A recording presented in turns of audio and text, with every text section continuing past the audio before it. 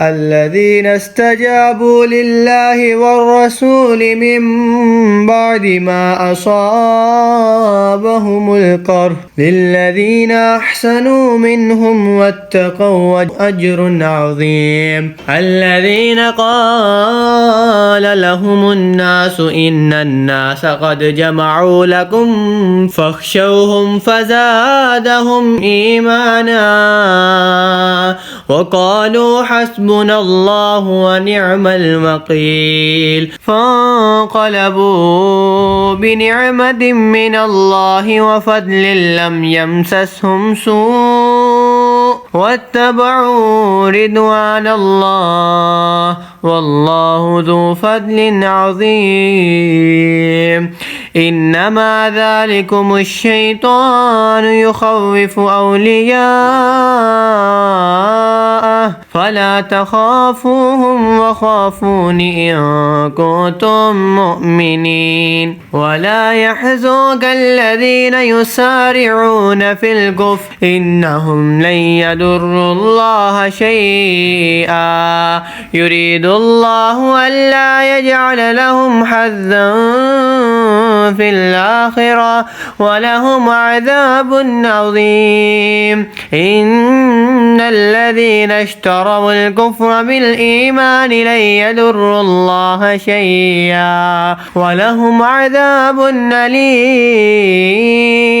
ولا يحسبن الذين كفروا أنما نملي لهم خير لأنفسهم إنما نملي لهم ليزدادوا إثما ولهم عذاب مهين ما كان الله ليذر المؤمنين على ما أنتم عليه حتى يميز الخبيث من الطيب وما كان الله ليطلعكم على الغيب ولكن الله يجتبي من رسله من يشاء فآمنوا بالله ورسله وإن تؤمنوا وتتقوا فلكم أجر عظيم ولا يحسبن الذين يبخلون بما آتاهم الله من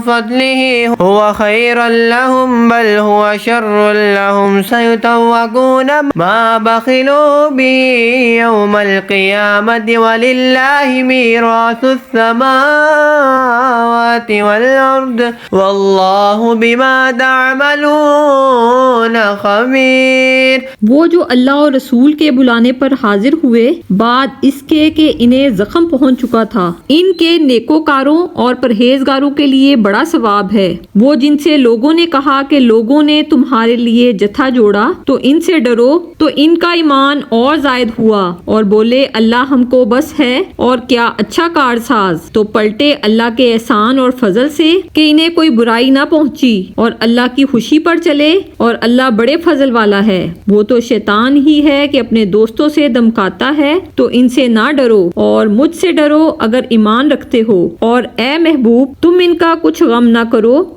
जो कुफर पर दौड़ते हैं, वो अल्लाह का कुछ ना बिगाड़ेंगे और अल्लाह चाहता है कि आखिरत में इनका कोई हिस्सा न रखे और इनके लिए बड़ा अजाब है। वो जिन्होंने ईमान के बदले कुफर मोल लिया अल्लाह का कुछ ना बिगाड़ेंगे और इनके लिए दर्दनाक अजाब है। और हरगिज काफिर इस गुमान में न रहें कि वो जो हम इन्हें ढील देते हैं कुछ इनके लिए भला है, हम तो इसीलिए इन्हें ढील देते हैं कि और गुनाह में बढ़ें और इनके लिए जिल्लत का अजाब है। अल्लाह मुसलमानों को इस हाल पर छोड़ने का नहीं जिस पर तुम हो, जब तक जुदा ना कर दे गंदे को सुथरे से। और अल्लाह की शान ये नहीं ए आम लोगों तुम्हें गैब का इल्म दे दे। हाँ, अल्लाह चुन लेता है अपने रसूलों से जिसे चाहे। तो ईमान लाओ अल्लाह और इसके रसूलों पर, और अगर ईमान लाओ और परहेजगारी करो तो तुम्हारे लिए बड़ा सवाब है। और जो बुखल करते हैं इस चीज में जो अल्लाह ने इन्हें अपने फजल से दी, हरगिज इसे अपने लिए अच्छा ना समझें,